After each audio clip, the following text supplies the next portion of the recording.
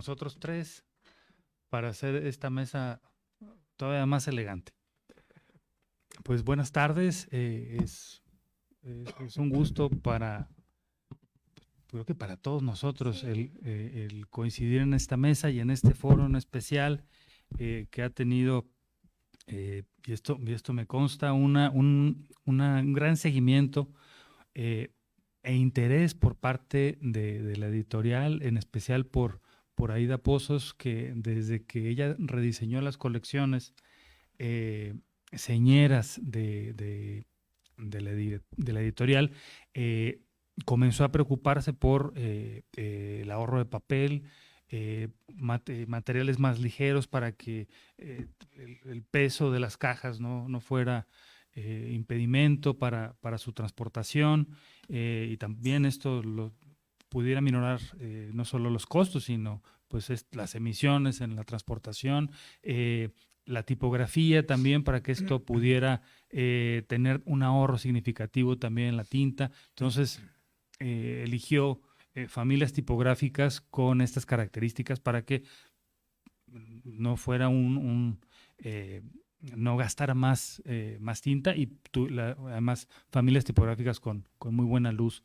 Entonces, desde hace varios años Aida ha estado muy involucrada en estos temas, y este foro es, digamos, creo que gran parte se le debe al empeño que ha puesto para poner a la editorial y a la Universidad Veracruzana a la vanguardia en el tema de la ecoedición. Así que bueno, con esto mi reconocimiento y mis felicitaciones a la editorial y en especial a la preocupación por Aida. Y tenemos para esta mesa esta parte tecnológica que ha estado también, digamos, en discusión. Lo comentaba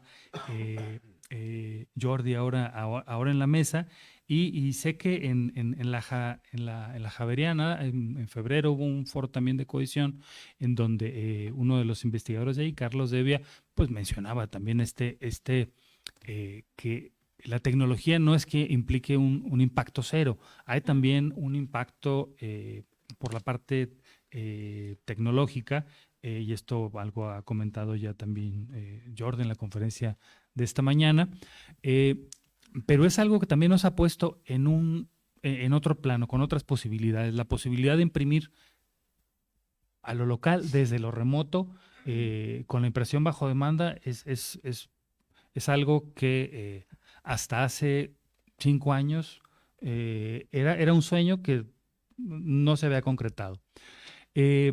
La posibilidad de la distribución digital mundial también a partir de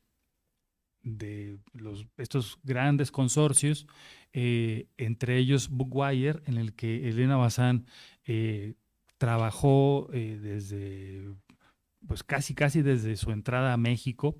Es un gran consorcio que pertenece bueno, o sea, la filial de estas empresas de la Feria del Libro de Frankfurt, pero que, digamos, fue una plataforma, bueno, es la plataforma, yo creo que con mayor penetración en la industria digital del libro. Ella conoce muy bien todos esos recovecos, y por muchas razones, pero entre ellas esa es por la que está con nosotros, y ahora está trabajando en la Feria del Libro de Querétaro, pero no es solamente una feria de libros, es una feria de libros y medios. Que esto pues me parece fabuloso también, buscar otras nuevas maneras de proponer un encuentro alrededor de los libros, y estoy seguro que también el tema de la coedición, que es algo en lo que ella ha estado también muy atenta en toda su larga trayectoria como editora y como gestora de proyectos, bueno, al frente, gerenciando proyectos de distribución digitales, así como además la accesibilidad para personas con discapacidad, entre los intereses sobre la cultura china. Así que pues, con ella tenemos un gran abanico, y así que bueno, comenzamos con Elena Bazán. Adelante. Muchas gracias. Hola, ¿qué tal? Gracias, Edgar. Muchísimas gracias Qué gusto compartir la mesa Igual. también contigo, Jaime Iván. Gracias primero, a la universidad por esta invitación. Para mí es un honor estar aquí. Yo me recuerdo leyendo desde chavita libros de la Universidad Veracruzana, entonces genuinamente les puedo decir que me siento cercana. Les felicito también por este foro, es muy importante y el tema sobre todo porque voy a hacer una confesión. Yo no lo había pensado. O sea, genuinamente no me había detenido a reflexionar sobre el concepto de ecoedición. Sí, muchas cosas, yo les prometo que yo reciclo los Tetra Pak y hago todas estas cosas y compro a granel y llevo mis frascos y demás, pero yo nunca había reflexionado hasta el momento en el que se me hizo esta invitación sobre cómo implementarlo en los procesos editoriales, pero ahora sí que hablando en serio. Así que para mí es un honor y les quiero decir que fue una investigación y yo les traigo algunos cuestionamientos sobre todo y palabras clave para que después podamos conversar. También les invito a que me interrumpan muchísimo. Por favor, que esto sea más una conversación y que me interrumpan todo lo que consideren. Pues si me permiten, voy a exponer el tema que me toca, que les decía fue un gran reto para mí, la distribución sostenible, industria editorial y cambio tecnológico. Muchísimas gracias. Es que Jaime Iván siempre está preparado por todos los demás, me encanta. Gracias.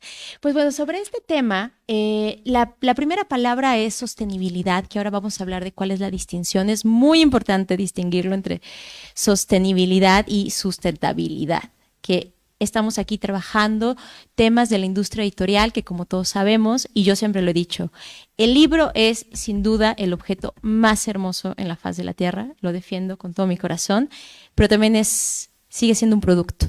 Y esa es otra parte que también defiendo muchísimo. Entonces vamos a ver por qué el término es sostenibilidad.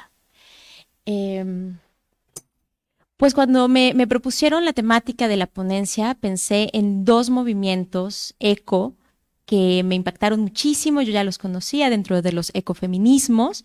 El primero de ellos es el Cinturón Verde. No sé si alguien lo ha escuchado alguna vez, el movimiento del Cinturón Verde. Pues aquí en la imagen ven a Wangari Maathai, quien en colaboración con el Consejo Nacional de Mujeres de Kenia fundó en 1977 un proyecto que se llama Cinturón Verde. Han plantado en 6.500 sitios de África, de hecho si lo buscan es una franja verde en el continente africano preciosa, más de 500 millones de árboles desde 1977 y Wangari es Premio Nobel de la Paz también. Entonces, este es un movimiento eco. Otra referencia que vino a mi mente es Chipko. Chipko en los 70 fue un movimiento generado por mujeres, protegido por mujeres, impulsado por mujeres.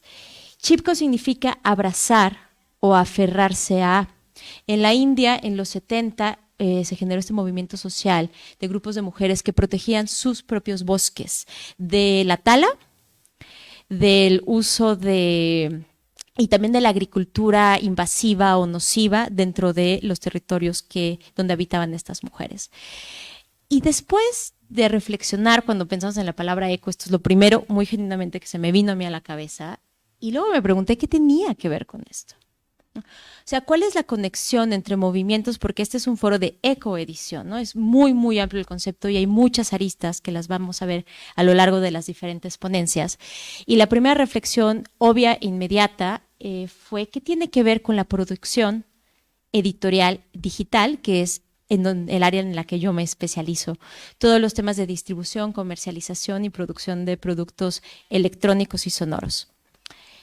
Y esto es, pues la propuesta que les vengo a hacer aquí es la conexión con palabras clave y esfuerzos que ya existen. En la ponencia anterior justo estaban cuestionando si verdaderamente lo digital es mucho mejor, más ecológico, quién mata más al planeta, si el libro electrónico o el libro en papel. Yo creo que esta es una discusión que no debemos de tener ya a estas alturas. No hay bueno ni malo en esta ecuación porque siempre están como se les quiere enfrentar a estos dos formatos, ¿no? Lo que pasa es que cada uno tiene adecuaciones a productos, mercados, distribuciones, modelos de comercialización, espacios y consumidores. Y creo que este es el acercamiento que tendríamos que hacer si queremos incluir la palabra sostenibilidad. Y pues vamos a comenzar por el principio. Como lexicógrafa siempre parto de lo que significan las palabras.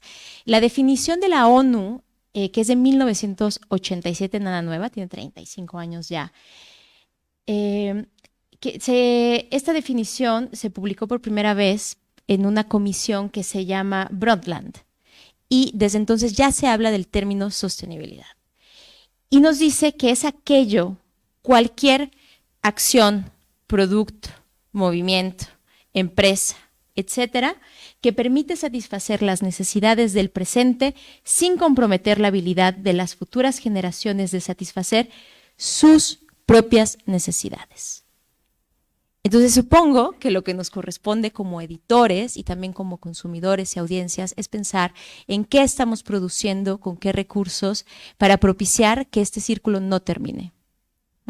Esta es una primera propuesta que hago aquí en este momento, que es comenzar a reflexionar como editores y editoras sobre nuestra producción, pensando que no sea la última, es decir, que propiciemos que vengan más con los recursos que tenemos, que son finitos.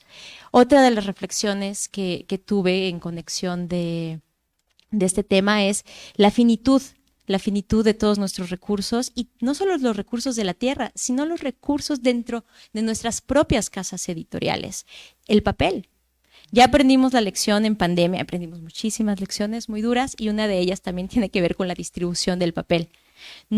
Cada quien, miren, yo ya veo risas de cómo sufrimos porque no llegaba, porque estaba carísimo, porque ya no había ese blanco específico, 90 gramos, no sé. Bueno, pues creo que es una palabra, o por lo menos yo voy a comenzar a utilizarla cada que haga un proyecto editorial. La finitud de los procesos y de los recursos que tengo para trabajar. Ahora, les quiero preguntar, que reflexionen, si quieren hablar adelante, que mejor. ¿Cómo producen contenidos editoriales? Advierto que soy súper mañosa con mis preguntas, siempre. ¿Cómo producen contenidos editoriales?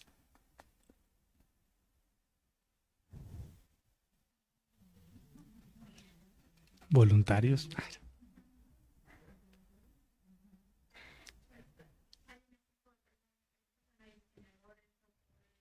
¿Sí? ¿Hay un equipo humano para producir, justamente? ¿Qué más? Hay un programa, hay una organización, una gestión, un proyecto de largo aliento, ¿no? Equipo humano, hay gestión, procedimientos muy precisos, herramientas tecnológicas, políticas públicas súper importantes también. ¿Es social? ¿Estamos de acuerdo? O sea, el proceso de producción editorial es social y es comunitario. Y estos son dos conceptos que están relacionados con la sostenibilidad editorial. Y además, también producimos contenidos editoriales con recursos, con papel, con energía, ¿no? Con tinta, con lo que sea, ¿no? Entonces, esto es algo que tenemos que preguntarnos para unirlo a la sostenibilidad. Y luego también les pregunto, más importante aún, ¿cómo consumen productos editoriales? El editor siempre está de este lado, pensando cómo crear, pero yo me doy cuenta de que no nos preguntamos como editores y editoras lo suficiente de cómo consumimos esos mismos productos. ¿Cómo consumen contenidos editoriales?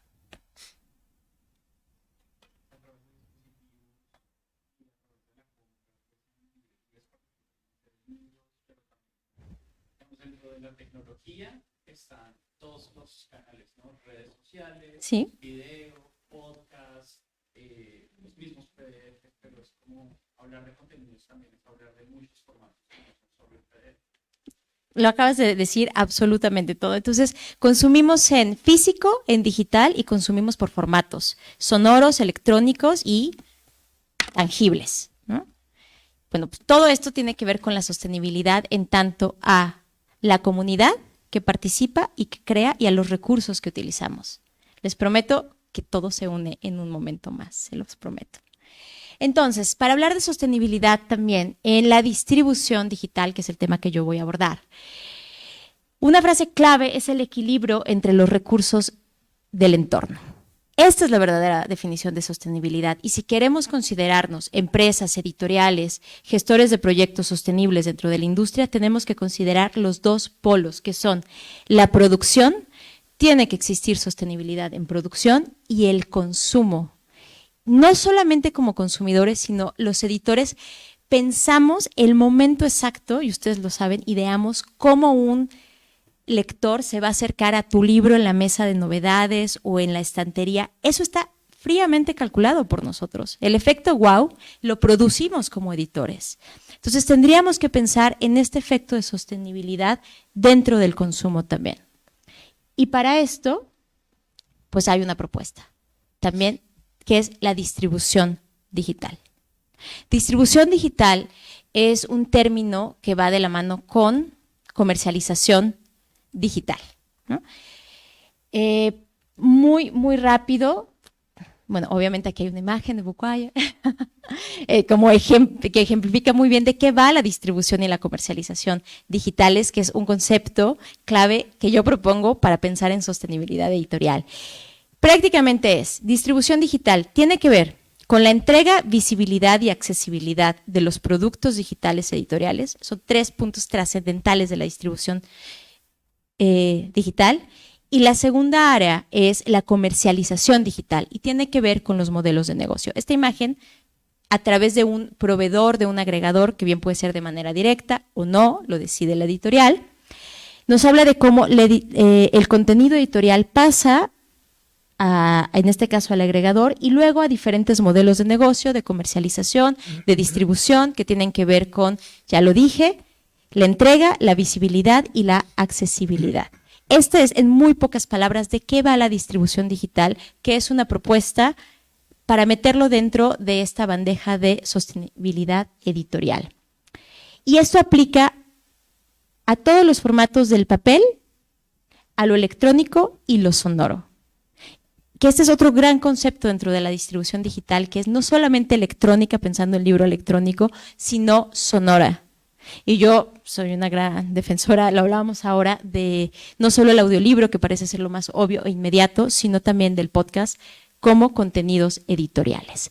Entonces, ya hemos hablado de los productos y ahora vamos a hablar de los consumos que se relacionan con la distribución digital. Estos son los datos más actualizados del medio editorial digital. Es el informe 2023 de Bookwire, que contempla libro electrónico, audiolibro en América Latina y en España. Es la información más actualizada que existe, se publicó hace 4 semanas. No es la única, ojo, pero sí la más reciente. La típica discusión, sí o no consumimos, sí o no vale la pena el negocio del libro electrónico, del audiolibro y demás. Bueno, pues del 2021 al 2022 vemos aquí el crecimiento por territorio de facturación de libros electrónicos. España le ganó en este año a América Latina, que fue el ganador el año antepasado, 43% de crecimiento en la facturación en sus productos digitales. México, el resto de América Latina, que es América Latina sin México, 33%, México 30%, y Estados Unidos, muy importante, esto es contenido en español, nada más en Estados Unidos, tuvo un crecimiento de facturación del 15%. Entonces, cuando hablamos de mercado, yo pongo esta información para que tengamos claro que sí hay mercado y que sí hay que prestar atención a la distribución digital, porque hay un consumidor ávido de recibir nuestros productos editoriales. Y lo segundo que debemos entender siempre cuando hablamos de distribución digital es el modelo de consumo. Ya decía nuestro compañero, o sea, cómo estoy, en qué formatos estoy descargando, estoy leyendo, estoy comprando o estoy consultando. Y esto tiene que ver con los modelos de descarga, de suscripción y de bibliotecas, que como verán en la última gráfica del 2022, seguimos siendo una sociedad de consumo de contenido digital en español de compra. El 66% de la facturación fue en compra de contenido. Nos gusta poseerlo, descargarlo, tenerlo y guardarlo. Ay. Gracias. Y aquí voy a unir todo esto y estos puntos con una palabra que yo creo amerita que entre dentro del cuestionamiento de qué es la sostenibilidad digital a través de la distribución. Y es un concepto muy interesante que se llama exportabilidad digital. La exportabilidad digital responde a algunas de los grandes cuestionamientos de la sostenibilidad, como son la producción, el consumo del papel, el desperdicio. Decía alguna compañera en las preguntas de la sesión pasada, o sea, se destruyen los libros, ¿no? En algún momento hay un proceso de destrucción de los libros y esto no tiene nada de eco en nuestra industria. Y también responde a otro cuestionamiento muy, muy común cuando hablamos de sostenibilidad en el medio digital, editorial, que es el costo ambiental de la distribución del papel. Y aquí es cuando voy a hablar de la relación entre los costos sociales y económicos.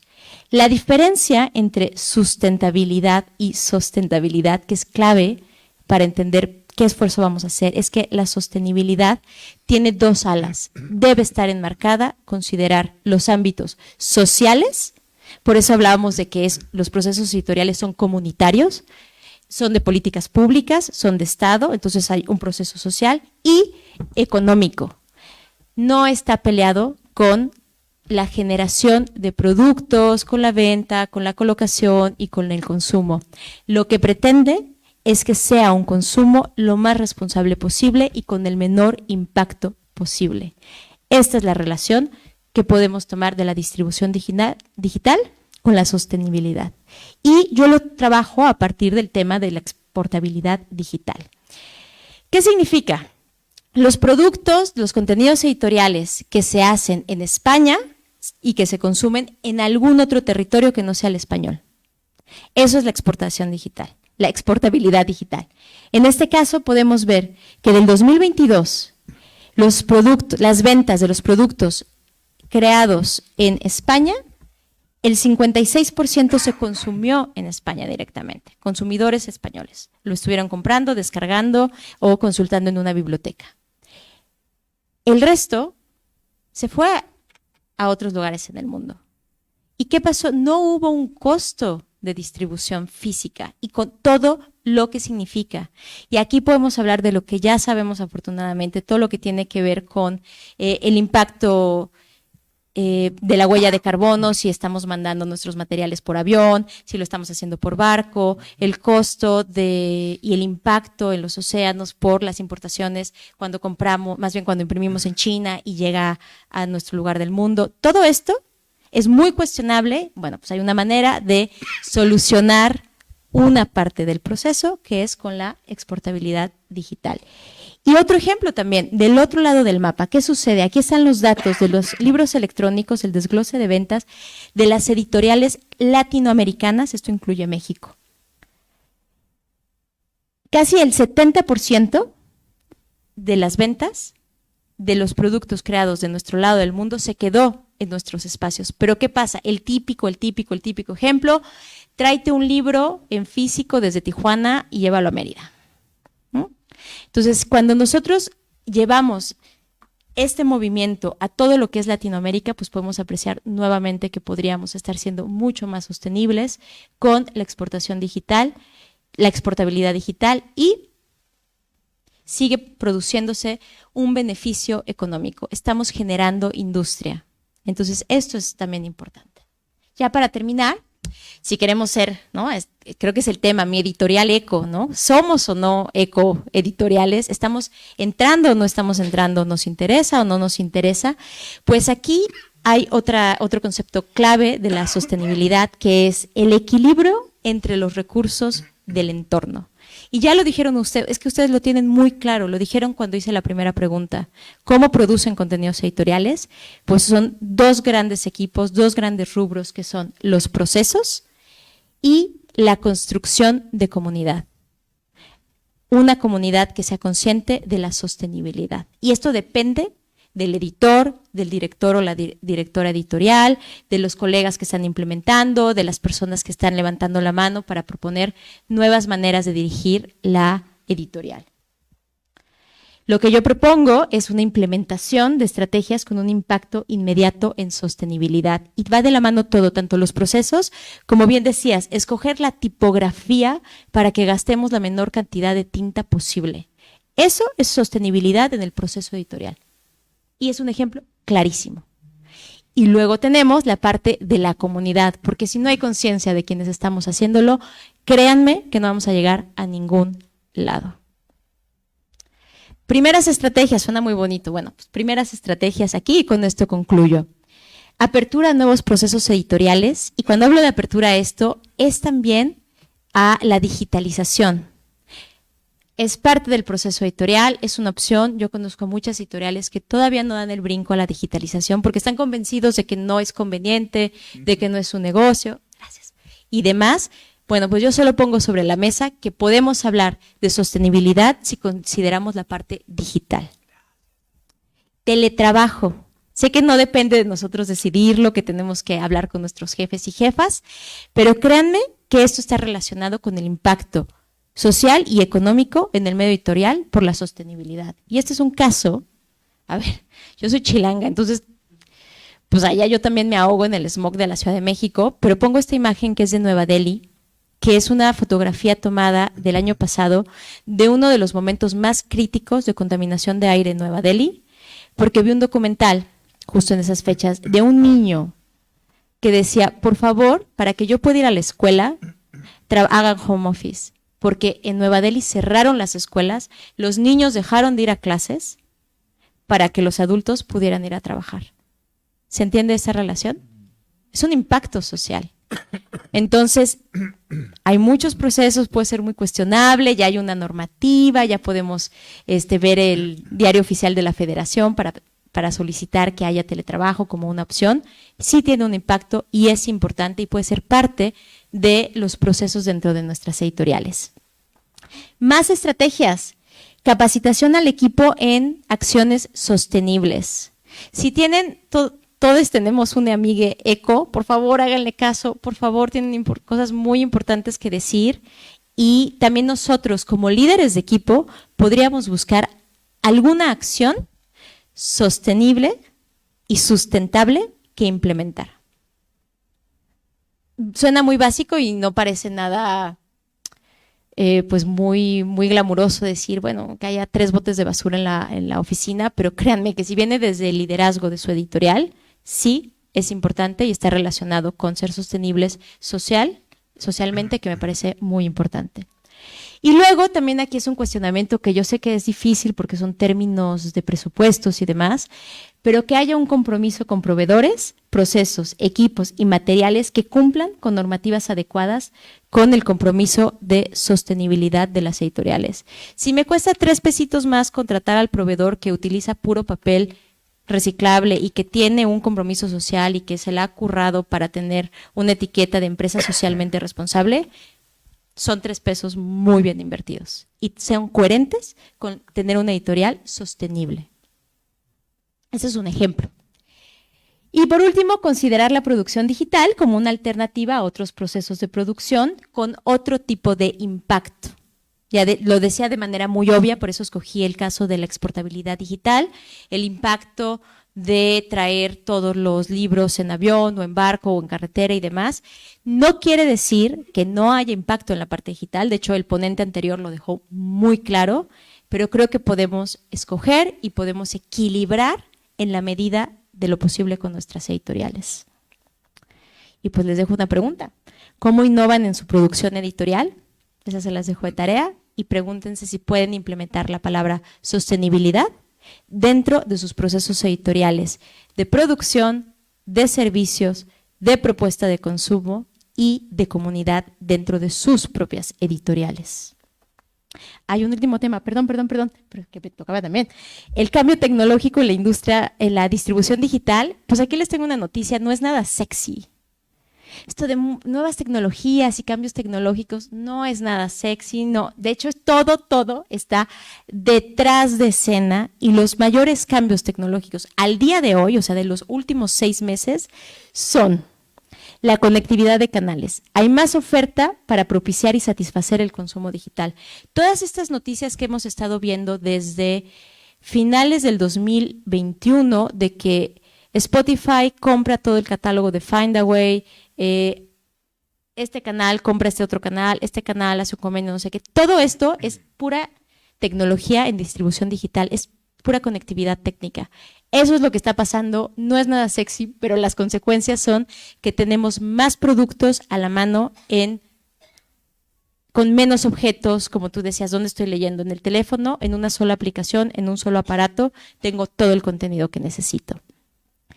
Y lo segundo es que hay mayores recursos e independencia en las editoriales para que generen sus propios procesos digitales, electrónicos y sonoros.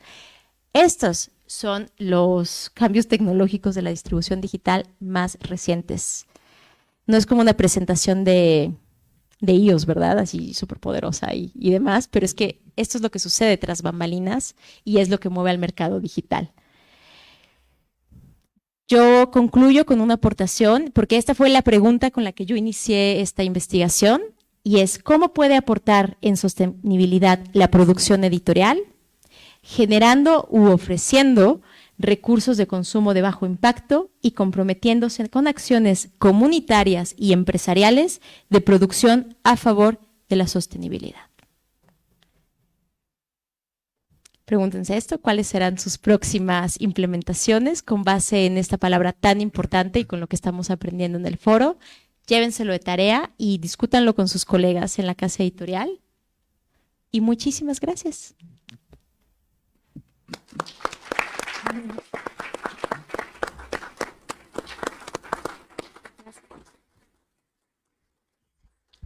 Muchas gracias, Elena, por las preguntas que nos has dejado para discusión, y vamos a retomar yo creo algunas de ellas más adelante, que tenemos algo de tiempo, así que continuamos ahora con la presentación de Jaime Iván Hurtado. Jaime Iván Hurtado, él ha sido editor universitario en Colombia. Ha sido un gran digamos, pararrayos, digamos, en el sentido de que concentra y de pronto distribuye muchísimas propuestas siempre actuales para todos los editores en América Latina y más allá. Su gran alianza con Impelsis en la India, a partir de Hipertexto Netizen, y esta alianza que tuvo con Impelsis, que es una empresa india, para la distribución de una plataforma también de contenido dentro de la plataforma.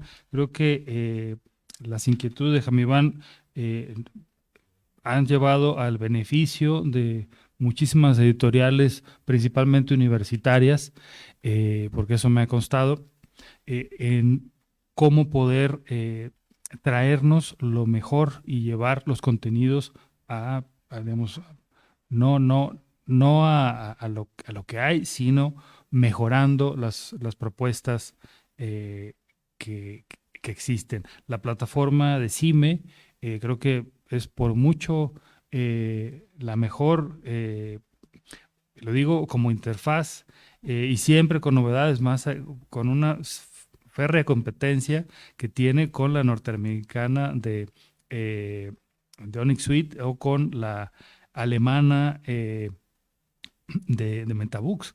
Pero creo que el trabajo y la vocación de servicio al cliente y al lector, por supuesto, que guía las propuestas de Jaime Iván, han hecho que CIME sea una plataforma siempre en crecimiento, muy completa, y que ahora también tiene un proyecto para, principalmente la edición académica, para su pues acreditación, su evaluación. Él está aquí justo por eso, por este vínculo de la tecnología con la edición, pero además también distribuye libros físicos uno a uno, así que tiene toda la experiencia para hablarnos sobre este tema. Adelante, Jaime Iván, y bienvenido. Edgar, muchísimas gracias, muy buenos días para todos. Qué alegría poder compartir con ustedes, con esta mesa. Elena, nuevamente encontrarnos en este mundo tan pequeño. Y Edgar, pues tú has sido no solamente testigo de excepción, sino que de alguna forma también has estado como en todo este engranaje de lo que hemos venido haciendo de tiempo atrás, También agradecer mucho la relación con la Universidad Veracruzana, con el licenciado Agustín, Jesús y bueno, con una cantidad aquí de colegas con los que todos los días además nosotros también aprendemos. Creo que la introducción de Elena me viene como anillo al dedo porque el rol que tengo yo en esta presentación, como ustedes lo pueden ver, es, bueno, las plataformas digitales, ¿dónde estamos o hacia dónde vamos? Y si algo es muy cierto es que el concepto de plataforma digital se ha maximizado pues a una expresión increíble. Cualquier cosa hoy en día es una plataforma y todo el tiempo estamos interactuando con plataformas. La primera reflexión que podemos hacer, y ahorita Elena nos comentaba de qué ha pasado de noviembre del 2021 acá, o de noviembre del 2022 para acá en los últimos 6 meses, pues en los últimos 3 años seguimos viendo unos elementos que marcan una incertidumbre grandísima en quienes de alguna forma tenemos una relación con la generación o la transformación o la distribución de contenidos usando tecnología. Nuestra industria es una industria de una alta incertidumbre. Es impredecible en muchos casos y eso tiene unos costos y unos esfuerzos grandes. Estos avances en las herramientas de conectividad, el crecimiento de la oferta, ahorita Elena nos colocaba un ejemplo de cómo se están viendo movimientos interesantes o los nuevos modelos de negocio que ya es casi que es una cosa trillada, pero que es cada vez más importante entender que hay múltiples formas de distribuir, de entregar el contenido, las nuevas formas de consumo y acceso son una realidad. Y evidentemente no podíamos dejar de nombrar algo que nos tiene a todos, yo creo que hasta el cogote, como se puede decir, que no solamente es el tema del machine learning, sino lo de la inteligencia artificial, en donde, y podríamos hablar del tema del blockchain, y viendo la presentación de esta mañana que nos hicieron, también estos modelos tratan de, aunque no es en lo que me voy a especializar en esta presentación, pero estos modelos también tratan de definir cuál es su impacto en la huella de carbono, ¿no? ¿Cuál es el impacto del blockchain en la huella de carbono? ¿Cuál es el impacto de la inteligencia artificial en la huella de carbono? Y la conclusión, que es prácticamente la misma a la que vimos esta mañana, es que es importante entender cuál es el impacto y cómo podemos reducirlo para poder contribuir a que no haya un impacto grande a esa huella de carbono. Y aquí la conexión que yo quisiera hacer es que cuando hablamos de un programa editorial que tiene que soportarse en plataformas, yo me quisiera agarrar mucho del concepto de lo que los gringos llaman el lean manufacturing o la manufactura esbelta. Cómo poder hacer que nuestros procesos sean más eficientes. Y no estoy diciendo que tengan que ser más eficientes para que consumamos más. En Colombia tenemos ahora un tema muy interesante pero no me quiero meter en política con el decrecimiento económico, pero sí estoy diciendo de que tenemos que ser eficientes porque de pronto muchos tenemos recursos muy limitados y necesitamos hacer más cosas en menos tiempo. Entonces tenemos que hacer que nuestros procesos sean muy, muy eficientes y para eso siempre será importante poder seleccionar dentro de una plétora que cada vez es más exagerada. Yo lo digo muchas veces en estos eventos, hace unos 10 años uno podría decir que más o menos se podría conocer los modelos de negocio, las plataformas, pero hoy en día con todo ese tema de las startups, con todo el tema del emprendimiento, todos los días vemos distintas cosas. Si ustedes entran a las redes sociales, ¿cuántas aplicaciones no hemos visto que trabajan con inteligencia artificial para hacer 1000 cosas? ¿Qué aplicaciones pueden usarse para hacer ciertas cosas o no hacerlas? Es una decisión de cada editorial en este caso o de cada proyecto editorial, entendiendo que las plataformas, como lo dice ahí la tercera viñeta, no son el fin, pero son un medio, que esto tiene que ser escalonado, que esto tiene que ser adaptable, que esto tiene que ser realizable y que estamos, como lo vemos en esa foto, en una industria del libro que es muy compleja. Es una complejidad porque son muchos los caminos, los mapas que conectan de muchas maneras. Para esto entonces yo siempre he creído que por más complejidad que tengamos, hay 3 grandes verbos que reflejan lo que es el accionar editorial. Y yo me iría a lo simple: Pero en eso simple tenemos que entender qué es lo que tenemos que hacer en cada estadio para que seamos más esbeltos en términos de manufactura, o que podamos usar los recursos necesarios, o que podamos ser muy eficientes, o que podamos lograr el objetivo. Y es, o generamos contenido, es lo primero, ese contenido lo transformamos y ese contenido lo distribuimos y lo entregamos. Y en esas tres verbos está la esencia de todo lo que es en cualquiera de los formatos, llámese impreso, electrónico, audiolibro, podcast. Ese es un círculo virtuoso. Y en ese círculo virtuoso cada quien pues identifica dónde tiene sus mayores fortalezas. Es clarísimo, por ejemplo, aquí en Casa Universidad Veracruzana hay un equipo editorial muy fuerte, donde hay una generación de contenidos increíble, donde hay posibilidad de transformar y donde seguramente se identifican los socios estratégicos o los aliados para poder distribuir, entregar, conectar.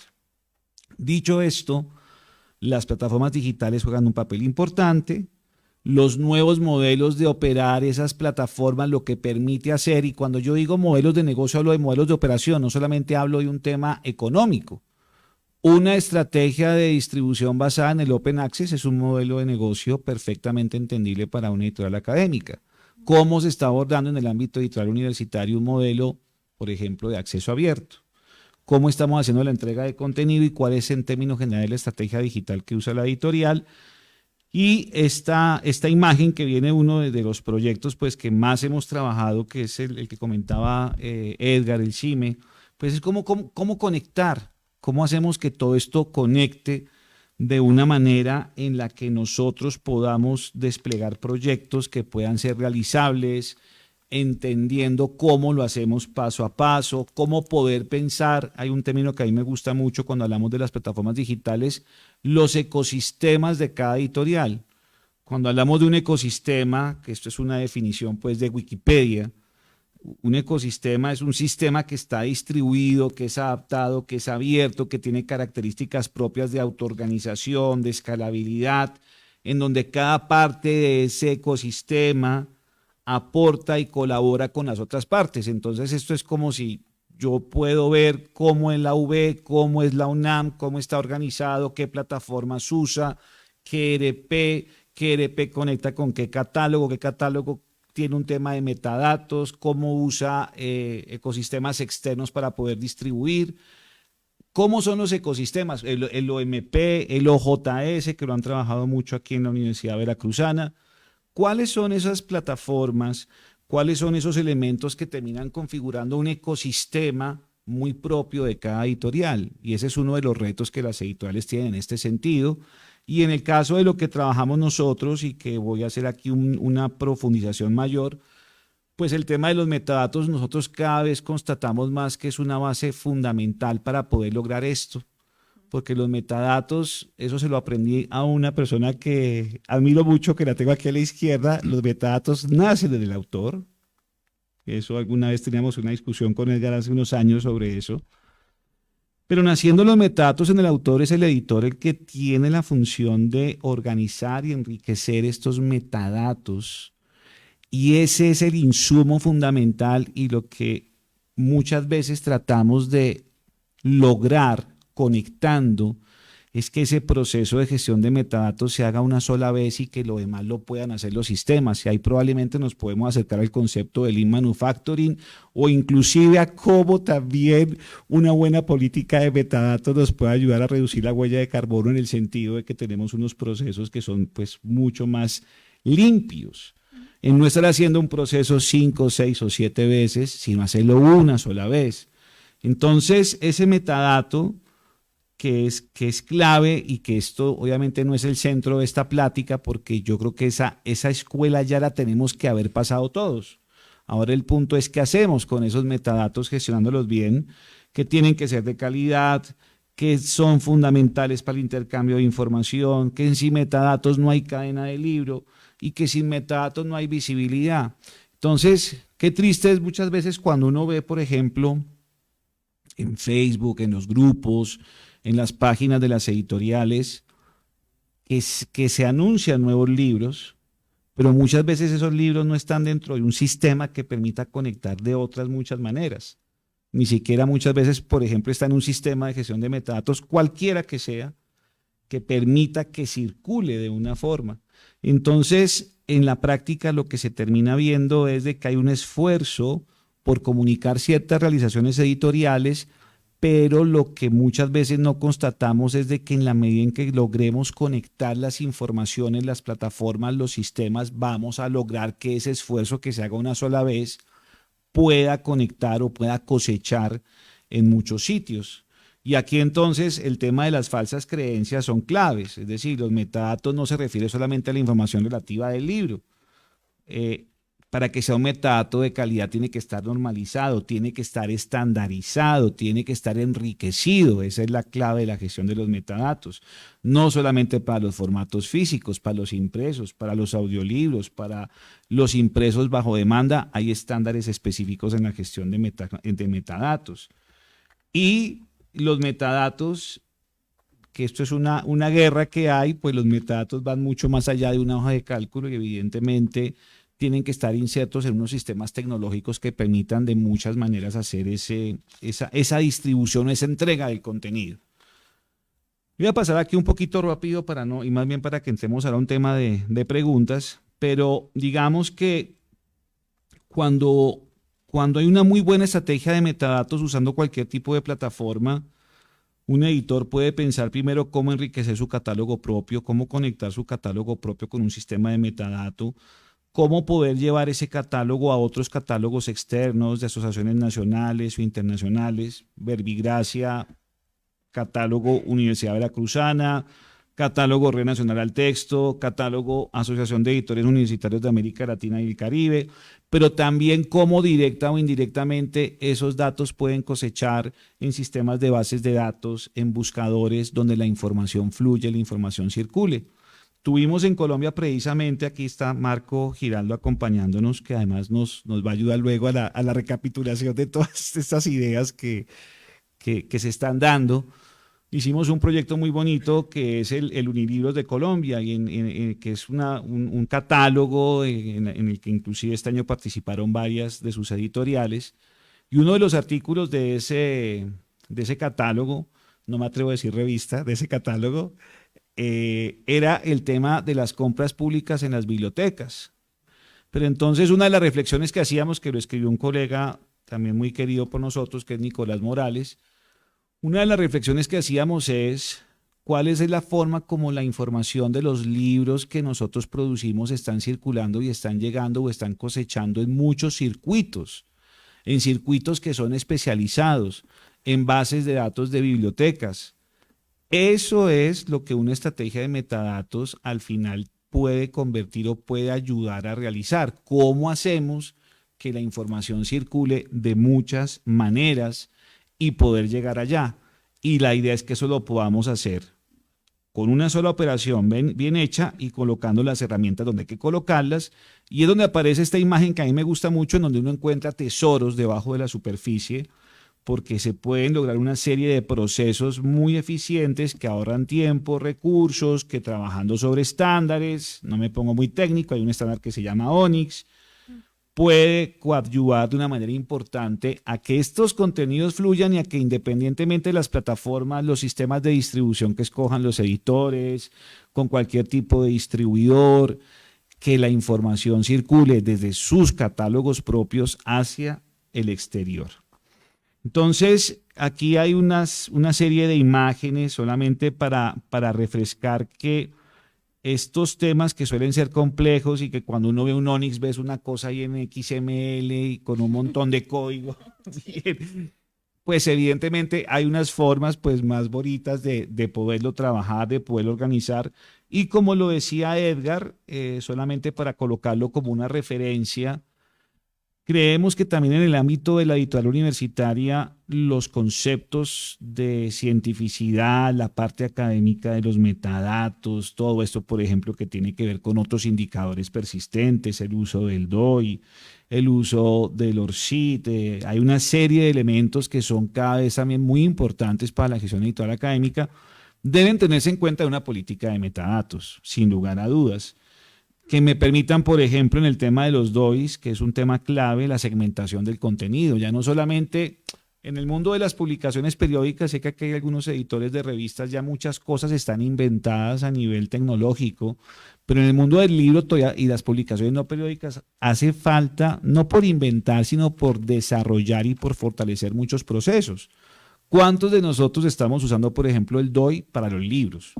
¿Cuántos de nosotros estamos usando una estrategia de segmentación de capítulos en los libros y estamos estableciéndole el DOI a los capítulos de los libros? Y esto cada vez es más importante porque resulta que el DOI, y no me quiero meter mucho ya, pero lo comento, también nos ayuda con el tema de las salmétricas y con una serie de conceptos que son importantes en donde estos indicadores persistentes ayudan. Entonces hay una serie de elementos o de indicadores que debemos tener en cuenta en la gestión de los metadatos, en la gestión de todo lo que está asociado a este libro para que se pueda reproducir, conectar de diversas maneras. O si hablamos, por ejemplo, aquí de los estándares de las materias, ¿no? Entonces, hay un estándar muy importante que es el estándar tema o el estándar BISAC o inclusive, pues el que les gusta mucho a las bibliotecas, que es el clásico estándar DIGUI, o categorías personalizadas. Todo esto es súper importante mantenerlo porque en cualquier sistema de catálogo de distribución de plataforma me permite esto llevarlo a caminos adecuados, a poder integrar servicios por API, por FTP. Hay muchas formas en que ustedes, en que un editor, digamos, usando plataformas, puede conectar con terceros, en tener, por ejemplo, un diagnóstico de los metadatos, qué tan enriquecidos están los metadatos y, evidentemente, el proyecto que comentó Edgar de declaración del prestigio académico, que es otro proyecto en la parte académica, en donde pretendemos nosotros también que los editores puedan certificar la excelencia académica de cierto tipo de publicaciones. Entonces, digamos que desde la perspectiva de esta pequeña charla, nuestra intención es siempre cómo el editor puede pensar en conectar, en usar proyectos terceros. Acá hay un término que a nosotros nos gusta mucho y que nunca recomendamos, que es el término exclusividad. Sí. Yo creo que hace unos 15 años o hace unos 10 años este tipo de términos todavía yo creo que eran medio entendibles. Pero hoy es como si alguien quisiera llegar y decir al editor, pues con estas dos manos tienes el mundo entero. No, el mundo entero tiene muchas posibilidades y en ese sentido, y creo que también en el ámbito de la distribución han venido sucediendo muchas cosas, siempre será importante que el editor pueda tomar las decisiones correspondientes, evidentemente sin causar las interferencias, ¿no? Tú lo sabes muy bien, Elena, que, por ejemplo, si un editor va a hacer una estrategia de distribución digital multicanal, que lo mencionaste tú, pues no será muy lógico que tuviera un acuerdo con un distribuidor que lo va a colocar en X número de plataformas y que después ese editor fuera a una de esas plataformas a hacer el mismo trabajo, porque lo que va a terminar causando es una interferencia en los metadatos. Como ejemplo, pues. Pero sí es importante que hayan unas políticas y unas estrategias, y la gran pregunta es eso: ¿quién lo lidera al interior de la editorial, ¿no? ¿Quién conduce o quién orienta o quién está pensando este tipo de temas que a la larga son claves? Ese es otro proyecto de los proyectos, digamos, nuevos, y acá eso es un caso real. Cuando hablaba yo del Open Access, ese es un proyecto que estamos pensando para bibliotecas que se llama yoleo.online, en donde además hay aproximadamente una base de 5.700 accesos abiertos de lo que los editores universitarios han gestionado, por ejemplo, en CIME. Entonces, lo que hacemos nosotros es que en todas las bibliotecas que adquieran los servicios de Yoleo Online van a poder conectar con la información del acceso abierto, evidentemente sin costo, y en donde se hace una labor de visibilidad en esos buscadores de esas bibliotecas para que esas publicaciones puedan estar dentro de esos sistemas. A eso me refiero yo con el tema de conectar. ¿Cómo logramos llegar a circuitos, a sistemas de referenciación, a indexadores? ¿Cómo podemos cosechar información? Evidentemente dentro del respeto de los derechos de autor. Y acá hay dos ejemplos específicos con algunos libros de la Universidad Veracruzana, en donde la gente a donde termina llegando al repositorio institucional, que es donde están los libros, en este caso de acceso abierto, y que es importante que estén en el repositorio institucional de cada una de las universidades. Son ejemplos.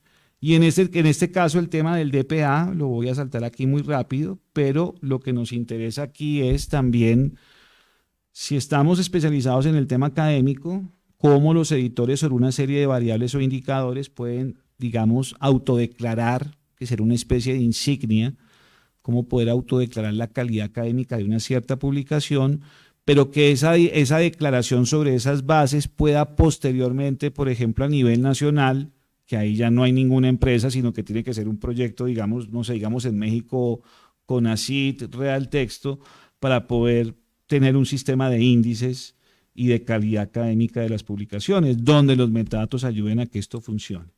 En términos generales, digamos, voy a dejar ahí uno de los puntos que a nosotros nos parece interesante o que nos parece importante compartir con ustedes es evidentemente el de tener unas buenas prácticas. Hoy lo hemos visto en el tema de la ecoedición, hemos visto las presentaciones, en que esto hay que medirlo, pero no solamente es un tema de que tengamos la medición de la reducción de la huella de carbono y que tomemos nosotros las determinaciones correspondientes, sino que efectivamente tengamos unas buenas prácticas editoriales estandarizadas, eficientes, coherentes, persistentes,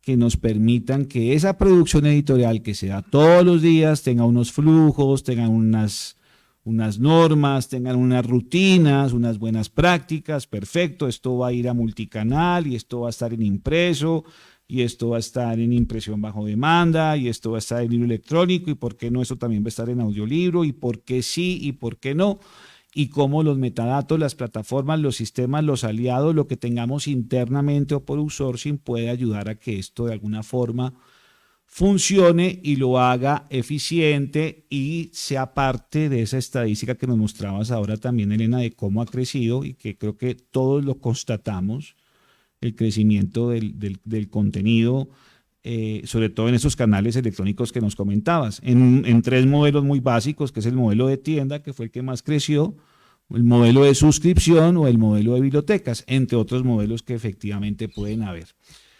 En esencia, digamos, estos eran algunos ejemplos que tenía yo digamos, de buenas prácticas, de cómo, bueno, este es un libro X, entonces, digamos, ese libro X que lo trajimos de ejemplo, cómo puede estar en un catálogo propio, cómo con una serie de metadatos muy bien llevados, cómo puede estar en un catálogo nacional, cómo puede estar en un catálogo tipo, y es la misma información, y es el mismo sistema de curado de metadatos, es algo que se hace una sola vez, y cómo puede estar en un portal regional, pero también en una estrategia de distribución digital multicanal, cómo puede estar en electrónico, cómo puede estar en impreso bajo demanda, cómo el libro está en muchas partes. Y evidentemente en donde podamos estar apoyados de plataformas especializadas, ahí digamos el Excel es muy bonito y todo lo que queramos, pero el Excel no funciona mucho para esto, sobre unos estándares específicos con abundancia, comprometidos y, como dice en la parte inferior de esa diapositiva, usando en la mayor medida de lo posible las plataformas correctas de una manera persistente, sostenida y con una visión, digamos, muy, muy específica. Bueno, en esencia es eso. Muchísimas gracias y creo que ya viene ahora entonces el diálogo con cada uno de ustedes. Gracias, Sebas.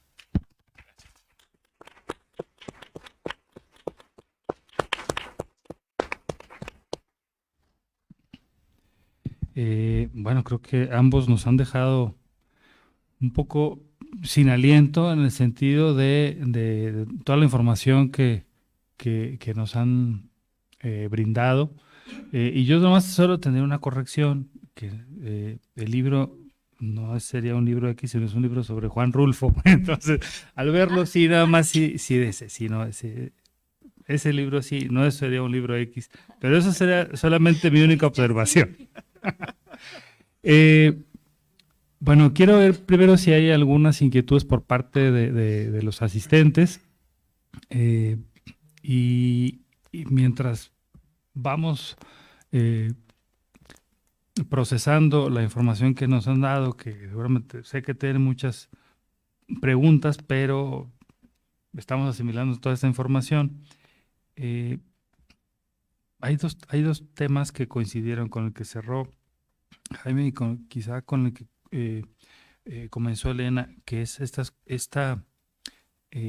hay un término latino que era el decorum, que en cómo hacer lo adecuado para cada cosa.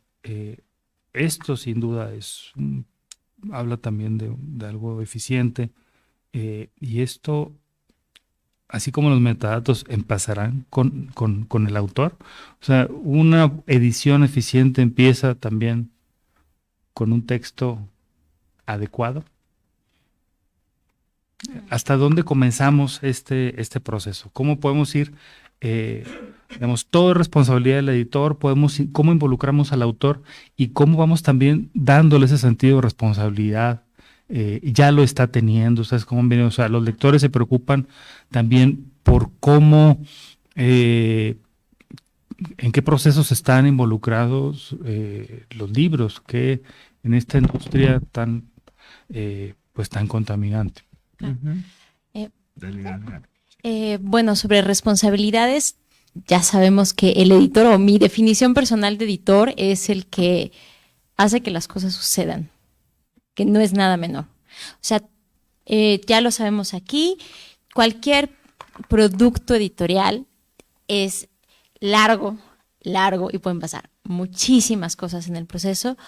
Hay muchísimas complicaciones, entonces el pobre editor ya no puede con una responsabilidad más, y yo creo que son responsabilidades dentro de la cadena de producción editorial. Yo entiendo la industria como esto, como una cadena, y cada eslabón debe tener sus propias responsabilidades, incluso el consumidor. Vámonos a lo menos hablado y a lo más obvio al mismo tiempo. Yo puedo elegir dónde consumo mis productos.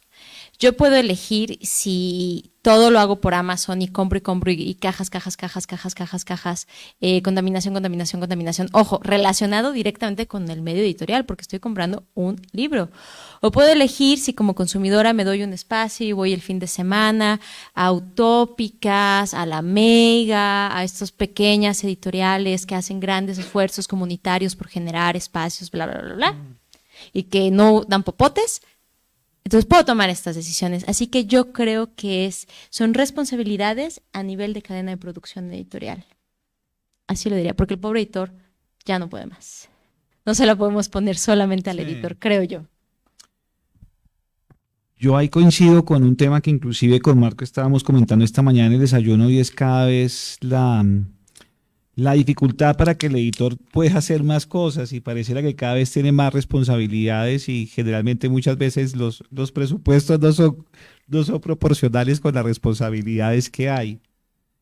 Yo no quiero dar una visión tecnófila del tema porque además no soy tecnófilo, pero sí creo que muchas veces las buenas prácticas combinadas con buenas tecnologías puede ayudar. Yo, por ejemplo, Edgar, te hago una contrapregunta. Yo sé que tú conoces mucho el tema de OMP. ¿Cuántas universidades en México, por ejemplo, tú crees que están usando OMP de una manera importante para que responda a lo que es inventado OMP, que es un programa para ayudar al proceso de gestión editorial? No sé si sobre eso quieras decir, si es alto, si es medio, si es bajo. Quizá no el adecuado, para regresar al término latino del decorum. Correcto. Sí, no.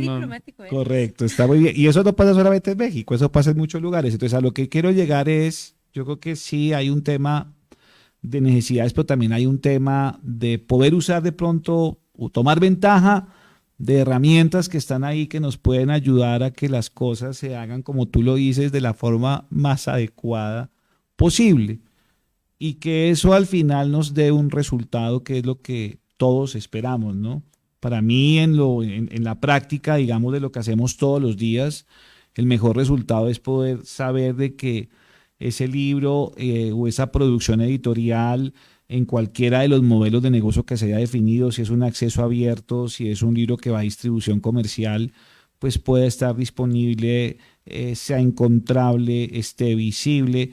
Y hablaste mucho del autor, ¿no? Ese es otro punto. Además, en un mundo de la sobreabundancia editorial, en un mundo en donde ya, pues, que quiera hacer su libro, autopublicarse, pues eso es otro tema que ya está, pues, más que demostrado. Ahí donde aparece el editor, qué es lo que un editor aporta, dónde está ese diferencial, el sello editorial, ¿no? El hecho es que a mí me saquen como autor con sello editorial, por ejemplo, Universidad Veracruzana, pues no cualquiera lo logra.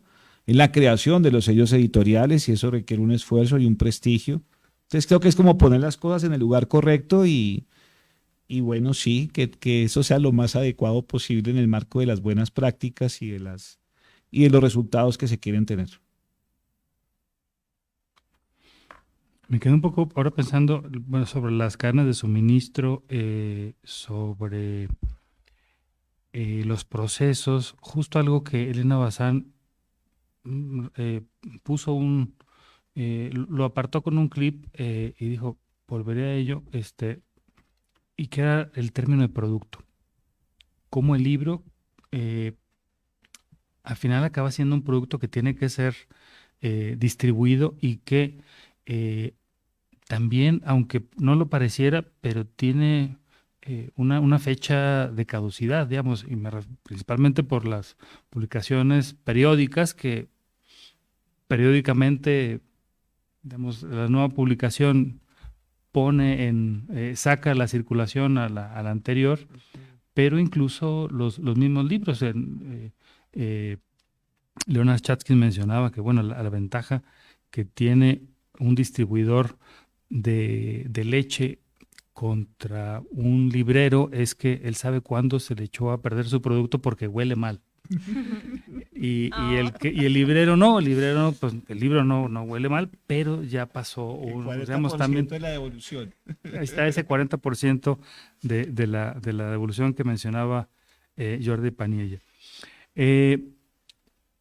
Pero es posible, digamos, estas buenas prácticas son aisladas, me encantó en la conferencia inaugural este parlamento de editores. O sea, cómo varios, vamos a ponernos de acuerdo en cómo hacer mejor las cosas. Y aquí es donde vienen estas buenas prácticas. De pronto hay las buenas prácticas para varias cosas, se van actualizando. Pero ¿será esta una respuesta? ¿Será la respuesta un parlamento de editores universitarios, un parlamento de editores mexicanos? Digamos, ¿qué caminos ustedes en la parte digital, en estos procesos, han visto como un camino o una salida? ¿En dónde han visto que estas mejoras se han ido dando? ¿Quieres empezar? Sí. Para mí hay una palabra clave, los estándares. Yo creo que eso nos ayuda mucho. En algún momento de la vida yo vi muchas iniciativas de editores, proyectos, que al no estar basado en estándares, pues prácticamente estaban condenados al fracaso porque no habían formas sobre un estándar de poder hacer un sistema de distribución masivo, de entrega. Entonces yo creería que los estándares en cualquier cosa que hagamos. Yo hablé mucho de metadatos, hay unos estándares, hablé de ONIX, hay estándares en los sistemas de clasificación temática, hay estándares en lo que son los libros electrónicos, hay formatos, los estándares de todas maneras, lo interesante, que eso también fue como una cuestión de esta mañana que dijeron en la conferencia inaugural, ¿no? ¿Cuánto tiempo dura una máquina offset y cuánto tiempo puede durar una máquina de impresión digital, ¿no? En lo digital pasa mucho esto. Los estándares obviamente no son estáticos, pero van evolucionando. Entonces yo creo que en la medida en que alguien se monte en unos estándares, tiene la capacidad de evolucionar. Estábamos hablando del IPAP 2, hablamos del IPAP 3, que sé que es un tema que a ti también te llama mucho la atención, el tema de la accesibilidad. Creo que los estándares nos ayudan a que las acciones que hagamos combinadas con buenas prácticas pues deben ser un sinónimo de garantía de que el tema, por más incertidumbre y cambios que haya en lo tecnológico, tenga un norte. Y creo que por ahí puede ser el tema. A mí se me ocurre, dijiste una palabra clave, aliados, aliadas, aliades. Yo voy siempre por el gremio. El gremio, yo soy dentro de la industria, yo soy una persona muy gremial, muy a favor del gremio. Y creo que esa es una muy buena práctica. Y el ejemplo más claro es este foro. O sea, si tenemos una preocupación en común, todas las personas que estamos aquí sentadas, tomando notas, levantando la mano y demás, y estamos haciendo un gremio para una buena práctica.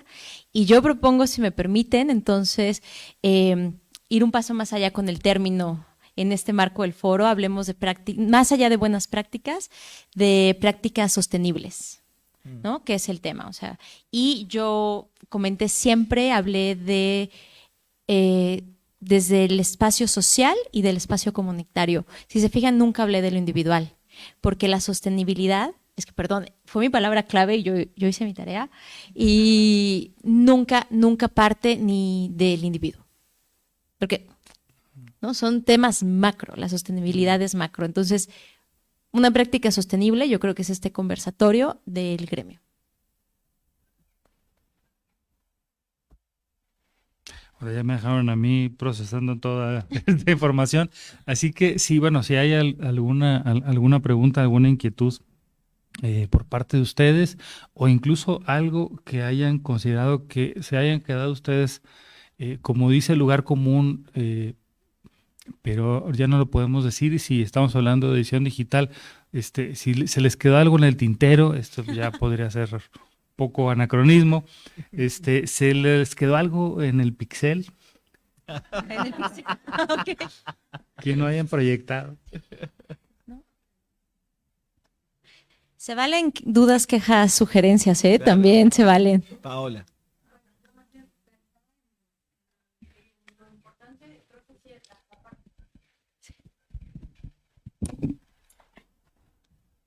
Lo importante que es que empecemos por tener conciencia. Uno de las cosas que comentabas, Jaime Iván, con la metadata, con los metadatos, el reproceso o el estarlos haciendo. Y si hace unos minutos estábamos viendo en la conferencia inaugural en la magistral cómo un segundo de una consulta en Google tiene muchísima más huella que la lectura, bueno, que la producción de un libro, tener conciencia de cómo esos procesos, mientras mejor los hagamos, mientras más sistemáticos y ordenados logremos que estén, pues igual es como iremos reduciendo ese impacto, esa huella. Y me hiciste pensar, Elena, bueno, también mañana iba a hablar un poco de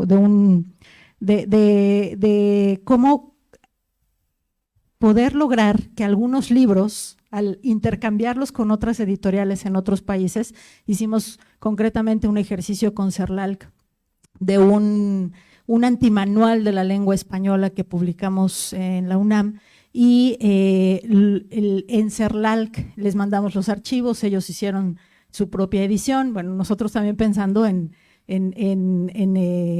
ahorrar, por supuesto, en impactar menos el ambiente, pero ahora abrirnos también a la idea de que estos modelos de negocio que también hemos estado todos implementando como con Bookwire en su momento, pues también es una manera de, si bien quizá no vamos a lograr nunca que la huella sea cero, pero sí de al final con la diversidad de formatos que podemos tener, pues ir minimizándola o encontrando los caminos para que sea mucho, mucho menor. Sí, súper de acuerdo. De acuerdo, sí. Total. Y ahí yo quizás solamente agregaría, Paola, que a pesar de que los estándares están definidos, cada organización, cada editorial es un mundo. Y en ese mundo, las personas que hacen parte de ese mundo colaborativo, tomando tus palabras, Elena, en asociatividad, tienen que definir cuáles son los mejores flujos. ¿Sí? Casi que yo te podría, por ejemplo, en el caso de la UNAM, si me lo permites, que la conozco, perdón, hay un sistema que se llama Papyrus. Entonces, Papyrus, ¿qué debe aportar como RP? Pero ¿qué debe aportar un tema de metadatos? ¿Cómo consolidar una base importante? ¿Cómo poder cosechar? Pero es la pregunta que tiene que hacerse cada quien, porque las condiciones, los sistemas, las plataformas que usan a veces las mismas instituciones internamente, aunque pueden ser parecidas, tienen cada una unas características específicas, y la clave es qué es lo que me aporta cada una y cómo yo puedo entonces complementar, o en dónde debo hacer un esfuerzo de complementación que sea lo más eficiente posible. Sea lo único que yo agregaría, es decir, que aunque hay estándares y hay cosas similares, al final como que cada institución es un mundo. Correcto, es un mundo, y entonces hay que ver en ese mundo con lo que tengo, porque me lo han dado, porque lo hemos licenciado, porque lo he comprado, por lo que sea, como si es un OMP, si yo vengo de allá, si voy a conectar, cómo esos mundos, esos ecosistemas pueden fluir de la mejor manera entre ellos para lograr ese gran objetivo. ¿Sí? Eso es. Gracias.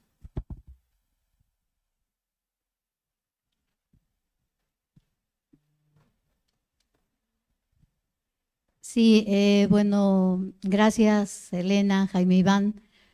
Yo quisiera acotar sobre una reflexión que me parece importante, porque de lo contrario podemos irnos como con la controversia, ¿no? De si la primera mesa o la segunda mesa. ¿Somos eco o vamos hacia plataformas digitales, ¿no? Creo que al inicio Elena lo demarcó muy bien, el concepto clave, ¿no? Que si sostenible, que si sustentable, pero vale la pena hacer la consideración de que lo sustentable involucra pues tres aspectos importantes, ¿no? Que es el económico, que es el ecológico, que pareciera ser que es el que ahora nos importa, pero que también es la parte social, ¿no? Sí. Y estamos hablando desde la voz de una universidad pública. Entonces, pensar que tenemos responsabilidad de tres partes y eso sí, es ser sustentable. Luego, entonces, si nuestra responsabilidad social es buscar que la información circule, que los productos que fabricamos circulen, sean leídos, pues eso significa definitivamente estar en todas partes. Y es ahí donde viene que pareciera debate, bueno, que en realidad eso buscó ser esta mesa, ¿no? Un debate entre ¿es avance tecnológico o es ecoedición, ¿no? Y creo que pueden ser ambas cosas, ¿no? Porque si pensamos en que tenemos que estar en todas partes, bueno, pues eso, obviamente en el tiempo que estamos viviendo nos lleva a pensar que tenemos que ocupar espacio en todas partes y en el ciber estar en todas partes, ser visibles. Y ahí pareciera que entramos en conflicto con lo ecológico, ¿no? Porque ahí desaparece lo regional, aparece lo global. Entonces, pues que quedar claros que la sustentabilidad, que es la base de la ecoedición, tiene una responsabilidad tripartita. Entonces, que no nos conflictuemos porque estamos en plataformas y estamos ocupando cuántos minutos de Google y entonces, qué horror, ¿no? Me estoy quemando al planeta. Vaya pues, que seamos un poco consistentes y que regresemos a que hay que tomar las mejores decisiones, pero también seamos conscientes y reflexionemos qué mundo estamos viviendo, hoy estamos pisando. Entonces, y también que pequeñas cosas logran grandes cosas y desarrollan grandes eventos. Entonces, pues un poco la reflexión iba por ahí, ¿no? Para no pensar, bueno, pues entonces, ¿con cuál me quedo? ¿Con la plataforma o con el papel? O no, podemos hacer todo, ¿no? Seamos conscientes, reflexionemos, tomemos las mejores decisiones, simplemente. Un poco, no sé si comparten. Sí. Creo que estamos totalmente de acuerdo con lo que has dicho, al 100%. Y bueno, yo solo agrego que yo soy muy partidaria de que los formatos cohabitan sin ningún problema. O sea, yo me acuerdo en el 2018 cuando me integré a Bookwire que me decían canibalización del libro. Y yo así como, no, por favor, no me lo vuelvan a... Así ya hablamos de esto, ¿no? Así como ya hemos hablado de esto, pero no, yo soy una partidaria de que cohabitan y que tal vez la pregunta, y tú la has respondido, es cómo ocupar de la mejor manera todos estos espacios. Cómo hacerlo de manera sostenible, entonces, que es como la conclusión. Pero no se trata de pelearnos con un formato, con otro y demás, porque créanme, no llegamos a ningún lado.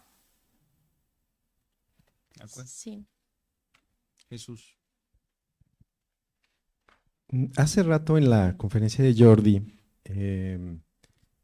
quería preguntarle, pero bueno, ya no hubo tiempo. Él cuando hizo su exposición de la experiencia que él ha desarrollado con este instituto de coedición, pues nos lo contó como si hubiera fluido muy fácilmente en Cataluña, ¿no? O sea, se les ocurrió a ellos, convocaron a los colegas se pusieron de acuerdo fácilmente Invitaron a las autoridades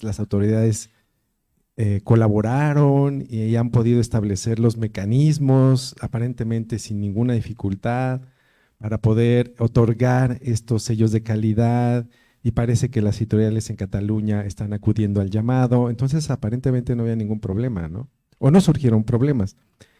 Qué pena. No, claro, o sea, pero no nos comentó qué tipo de dificultades se enfrentó, porque seguramente las hubo, ¿no? Sí. Yo lo que le hubiera querido preguntar, pero ahora se lo pregunto a ustedes, ¿no? A Elena y a Jaime Iván, dado que ambos de alguna forma representan o han representado al sector privado, ¿no? En la industria editorial, donde pueden ver mayores dificultades, ¿no? La mayoría de los que estamos aquí formamos parte de instituciones públicas, estamos, como ya se ha mencionado, pues queriendo informarnos, queriendo tener un papel distinto, quizás empezar a innovar. Incluso esa es la idea del foro mismo, ¿no? De cómo traer este tema tan nuevo, tan reciente, para reflexionar. Pero, digamos, mi percepción es que al menos en el medio mexicano, y también aprovechando que tenemos algunos colegas extranjeros aquí en el foro, pues no, ni hay tanta iniciativa realmente, ¿no? Del sector privado. Apenas está surgiendo en el sector público, y creo que el gobierno en general está perdido en otras cosas.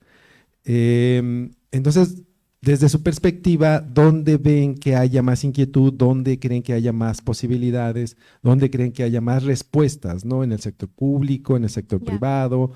Si podríamos, poniéndonos de acuerdo, mover a las instancias gubernamentales, en fin, ¿cuál es la perspectiva que ustedes ven?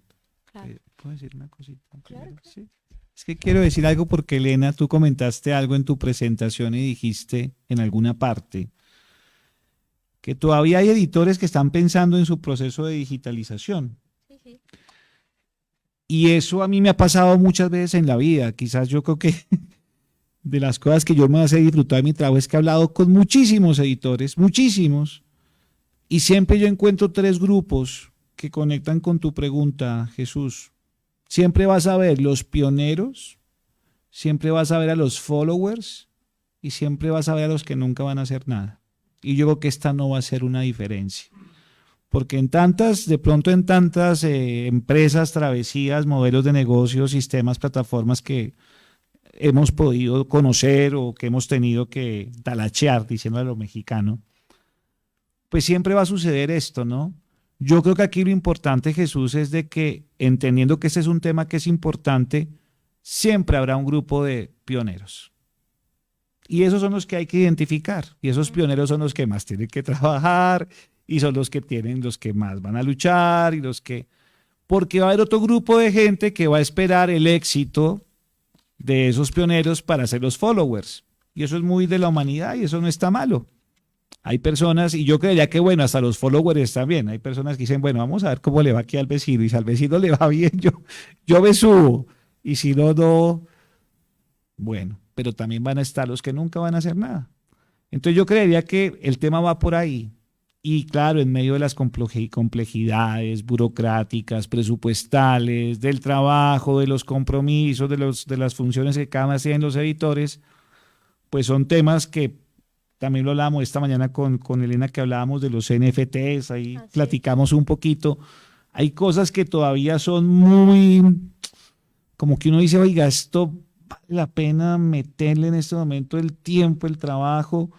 Podríamos pensar que en ese tema de la coedición hay todavía muchas cosas como por resolver, ¿no? Hemos hablado de que han habido pareciera que hay también como contradicciones.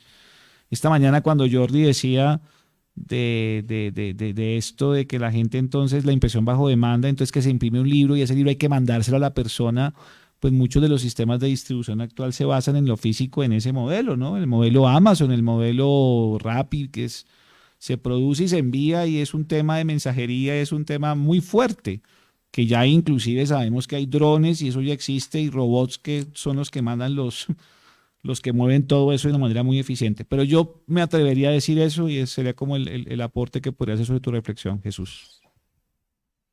Yo contesto sobre el problema que yo veo. O sea, yo solo he participado de justamente del sector privado, académico y empresarial con una experiencia de mi microempresa. Y el mayor problema que yo veo es la coherencia. Sin duda alguna es la coherencia, porque justo estábamos hablando ahora, quiero ser una empresa o una editorial sostenible, pero no soy coherente con contratar a un proveedor que sí tenga recursos de sustentabilidad, o pagar 5 pesos más por un papel que yo sé que viene de un proceso, ¿no? O comprar el café al mini productor que va a costar un poco más en comparación con a granel en cualquier gran supermercado. Parecen acciones mínimas, pero es que no lo son. Entonces yo creo que es la coherencia el mayor problema que yo he visto en los sectores en los que he participado. Y sobre quién va hasta adelante, ya lo dijo muy bien Jaime Iván, y yo lo que veo en los temas eco es, como en muchos otros, las comunidades, los esfuerzos y los proyectos comunitarios, o sea, tendríamos que aprender muchísimo de ellos. Y yo buscaría ahí, o sea, si como editorial tengo alguna inquietud, ¿cuáles son los proyectos comunitarios que están haciendo algo para implementar? O sea, por ejemplo, hay empresas familiares, comunitarias que están haciendo proyectos de reciclaje y reutilización, que parecen bien ajenos si hablamos de reciclar el Tetra Pak de tu leche, pero no lo son porque al final el papel que tú generas, que tú produces, que tú consumes y que tú tiras, también llega a esas comunidades, a esos proyectos comunitarios. Yo me fijaría en eso.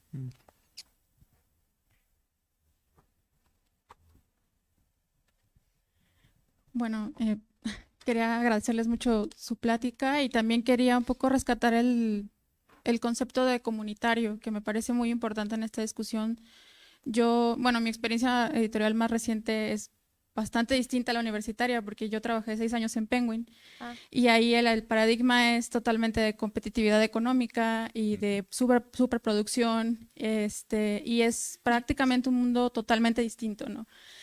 Y una de las cosas que he aprendido ahora que estoy haciendo mi tesis de doctorado y estoy entrevistando a editores más pequeños, es justamente cómo en Penguin podría ser, y en compañías como Planeta también, ¿no? Que la disponibilidad de recursos económicos y el hecho de tener objetivos de rentabilidad hacen que, por ejemplo, se hayan integrado muy rápido cosas como los metadatos, los formatos digitales y demás. Y eso prácticamente se puede hacer porque hay una variedad de plataformas, recursos y que tienen que ver con el capital disponible, ¿no? Que es extranjero para que se pueda hacer esa clase de expansión.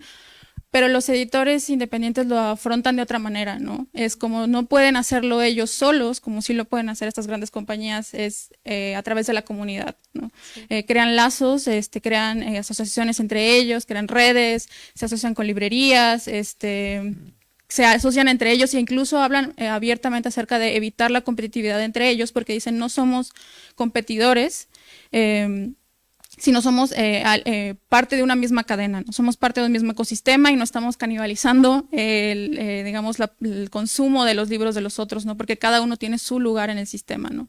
Entonces, creo que podría parecer que hay compañías que están como mucho más adelante o que tienen como más fácil este reto, que es muy grande para los editores, pero en realidad yo donde veo más posibilidades de acción y de innovación es justamente en los pequeños actores, porque tienen más facilidad de acción, son más ágiles al momento de innovar, pueden ser más creativos también y creo que eso es como la parte esencial, que tal vez tienen más retos económicos y tecnológicos, pero también tienen más posibilidades de ir adelante sin tanto miedo, ¿no? De aventarse a ver qué va a pasar, ver si porque esto requiere, o sea, cosas como la integración de los metadatos, repensar la impresión bajo demanda, requiere la distribución y demás, requiere repensar toda la cadena del libro, ¿no? Entonces, es mucho más sencillo si tienes menos que perder. Entonces, y también no tienes, no ves a tus compañeros como competidores, ¿no? Sino como aliados. Entonces, me parece que ese es un tema muy importante de esta plática. Y como bien dices, también en estos proyectos más independientes, comunitarios, de nicho, te juegas la piel. Y cuando eso pasa, tienes una responsabilidad mucho más, eres más coherente, ¿no? Que decíamos, eres mucho más coherente con tus acciones. Y muchas veces no tienes que reinventarte la rueda. Yo creo que una gran ventaja, y vuelvo con el tema tecnológico, pues una gran ventaja es que todo está ahí o casi todo está inventado. No hay que comenzar desde ceros. Y sobre todo para estos pequeños emprendimientos, hay grandes oportunidades, ¿no? Yo siempre acudo a la canción de Roberto Carlos, ¿no? Yo quiero tener 1.000.000 de amigos. Bueno, quítale al 1.000.000 de amigos 2 ceros. Yo quiero tener 10.000 amigos que estén dispuestos a pagarme 200 pesos mensuales por ofrecerles un servicio X o Y de suscripción de una cosa que es nueva, que es un modelo de negocio nuevo. Yo creo que hay muchas oportunidades en la segmentación, en los nichos.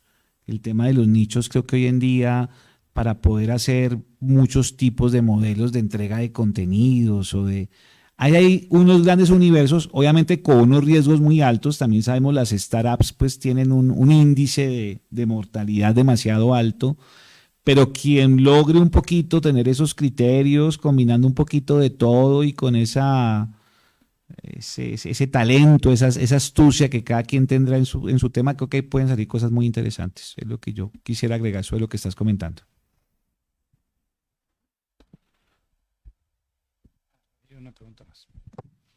Bueno, hola, gracias a todos. Estoy realmente muy contenta.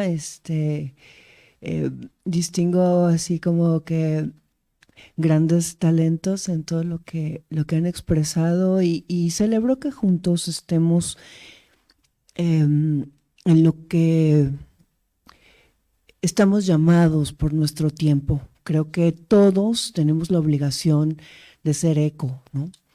Hoy día todo el mundo en su casa está tratando de separar la basura o hacer un uso racional del agua o de volver a utilizar algo en la casa o mandar a arreglar el horno, ¿no? No lo sé, todo eso. Y creo que estamos hablando de que en esfuerzos particulares, personales, estemos tratando de involucrarnos en ese llamado de nuestro tiempo. De tal suerte que tenemos que ser sumamente congruentes también para estar atentos a ese llamado también en nuestro ámbito profesional, ¿no? Y ser ecoeditores, ¿no? No dejamos de ser personas, y creo que si somos editores es porque en el fondo tenemos un hambre tremenda por ser creadores y recreadores, ¿no? Entonces en este quisiera detenerme un instante. Recuerdo hace como 10 o 15 años hubo una gran revolución, un planteamiento de nuevos paradigmas y todo el mundo se emocionó muchísimo, especialmente en los ámbitos universitarios donde la sostenibilidad salió como un hongo nuevo, así impresionante, y entonces sí fue una moda, ¿no? Entonces todo el mundo se quiso como colgar de ese tipo de cosas y la gente de Biológico Agropecuarias empezó a liderar y empezó a generar narrativa, empezó a liderar discurso, ¿no? Y todo eso empezó como a empapar a todas las otras áreas del conocimiento. Había grandes problemas, si ustedes recuerdan, problemas, por ejemplo, en la producción, problemas en las enfermedades de los cultivos, ¿no? Fue cuando empezábamos a vislumbrar esta parte así que era como monstruosa de lo global, ¿no? ¿Cuándo habríamos imaginado el verdadero tamaño de esos asuntos cuando nos enfermamos de COVID todo el mundo, ¿no? Era impresionante. Entonces creo realmente que en aquel momento fue el germen de lo que estamos hablando ahora y se dejó, pues todas las modas pasan y demás, pero hoy por hoy estamos otra vez en ese tema de reutilizar, reciclar, recuperar y todo lo que bueno, que todos ustedes estamos en esa época y por eso estamos comprometidos. En aquel momento surgió tanto en la teoría económica, como en la productiva, como en la financiera, como en muchas áreas de conocimiento, la la diversificación como la gran alternativa a la crisis, la gran alternativa a la emergencia de nuevos escenarios. Hoy por hoy, en nuestro tiempo, en el de ahorita, no en el de antes, como decimos en México, sino en el de ahora mismo, ¿no? Las cosas son increíblemente emergentes, entonces tenemos que ser como el bambú, ¿no? Fuertes, flexibles y estables. Tenemos que ser resilientes profundamente, tenemos que ser extraordinariamente sensibles y creativos y estar pendientes y ser verdaderamente sensoriales para estar a punto del negocio editorial, de la producción editorial, de la emergencia de la gran idea editorial, del gran relato, de nuestras grandes narrativas. Estamos ahí nosotros en la fila de adelante, ¿no? En el boleto caro de la producción del conocimiento, de ese punto antes de la gran distribución social de conocimiento. Eso es realmente el punto de partida del trampolín de la sostenibilidad, de la creación del conocimiento que nosotros llevamos en brazos como editores para llevarle a nuestro consumidor final. Entonces creo realmente que esta resiliencia, esta diversificación, esto no tener todos los huevos en la misma canasta, sino estar profundamente involucrados, sensibles y enterados para poder diversificar. Nosotros desde lo local hacia lo global y no asustarnos con ninguna cosa, ¿no? Simplemente hoy tengo oportunidad de colocar mi producto editorial de tal manera, mañana tengo oportunidad de tal otra, o de plano mantener 5 estrategias o 3 vigentes, porque tengo mercados diferentes, porque tengo lectores y consumidores diferentes y tengo productores de conocimiento diferente. A lo mejor a mí no me gusta un autor, pero tiene un mercado genial y se consume muy bien y eso es un conocimiento que nosotros debemos colocar. Tenemos que producir, generar condiciones para acunar esos nuevos autores, esas nuevas tendencias, eso nuevo todo. De modo que yo quisiera dejar en la mesa para que sigamos discutiendo, porque ese es el asunto, ¿no? Y no se puede discutir solito. Esos colectivos son los que nos hacen sustentables, los que generan la posibilidad, o que es el caldo de cultivo para que hagamos cada vez mejor las cosas. O no mejor las cosas, vamos a ponernos en nuestro compromiso, sino hacerlas más sustentables y más sostenibles, ¿no? Sí. Entonces, hagamos colegio, generemos conocimiento juntos, aprovechemos oportunidades, ¿no? Porque estamos en un mundo cada vez más diverso, cada vez nosotros mismos somos distintos todos los días, ¿no? O sea, las colectividades están nutridas de innumerables individualidades y diferencias. Yo les quiero decir que en esta ciudad, en el mismo día, hay un calorón, en una colonia, en otra colonia llueve y en la otra están sacando granizo con palas. Entonces, diversifiquémonos y estemos listos a la emergencia, ¿no? Y podemos responder a cada necesidad y a cada oportunidad.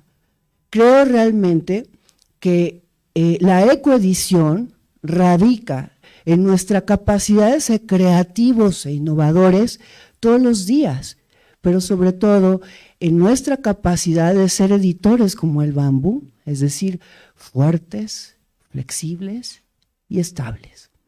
Entonces, no tenemos que decantarnos por una cosa, ¿no? Tenemos que estar conscientes de que la sostenibilidad en la edición y en casi todas las cosas es estar atentos a la oportunidad y tener a la sostenibilidad más que como una línea económica, financiera, de negocio, de narrativa, de todo lo que ustedes quieran.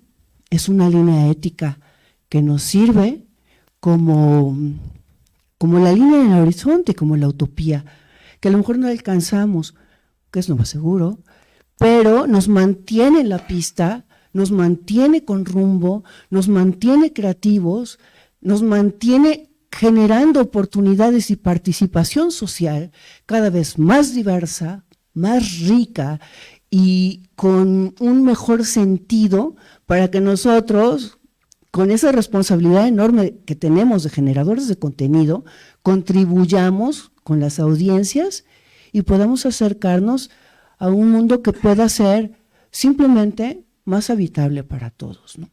Entonces, eso es un poco la reflexión que quisiera dejar ahí para que sigamos conversando, para que remendemos, para que, digamos, recordemos aquella muerte del libro de papel cuando llegó el ebook, o sea, necesitamos tener memoria y necesitamos tener historia para poder ser sostenibles. Sí, de acuerdo. Sí. Cerramos por lo alto con esta reflexión, o sea, que está clarísimo. Sí. Y con fuertes, sólidos y además está en armonía con la Contraloría y con los contadores. Además, con el medio ambiente, tenemos, bueno, la mesa continúa a las 4 de la tarde. Hay que continuaremos con la discusión sobre el gran papel que tiene la industria de las artes gráficas, industria y arte, gran combinación para este nombre, este sector, donde habrá grandes representantes y que, bueno, la tecnología también, ¿qué más nos ofrece por ahí para ser ecológicos? Nos vemos en un momento más. Muchas gracias a todos, gracias por permitirme estar aquí con ustedes y gracias a Jaime y a Elena por su participación. Gracias. Pues en nombre de la Feria del Libro, de la editorial de la Universidad Veracruzana, Jaime, Elena, nuevamente les agradecemos su participación y les queremos dar un pequeño reconocimiento por este acto. Primero a Elena Bazán le damos su reconocimiento y le damos otro aplauso, por favor. Uno más a Jaime Iván, la constancia de que vinieron a Jalapa y nos acompaña ya Edgar, que aunque bueno, pues es de casa, pues también para el CB Edgar. Oigan, Muchísimas gracias. ¿Nos tomamos una foto? Sí, sí, sí. Pero tú eres más alto, puedes tomar una serie. O sea, si yo la tomo, no nos vamos a ver, ¿eh? A ver, ¿a quién más alto? A ver, que aparezcamos todos. Véngase, véngase. Sí, por ahí se da.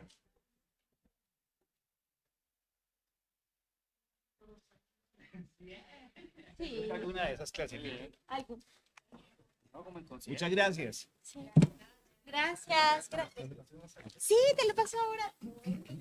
Yo quiero hacer una calculadora así de la huella de carbono, las bibliografías no la entregadas.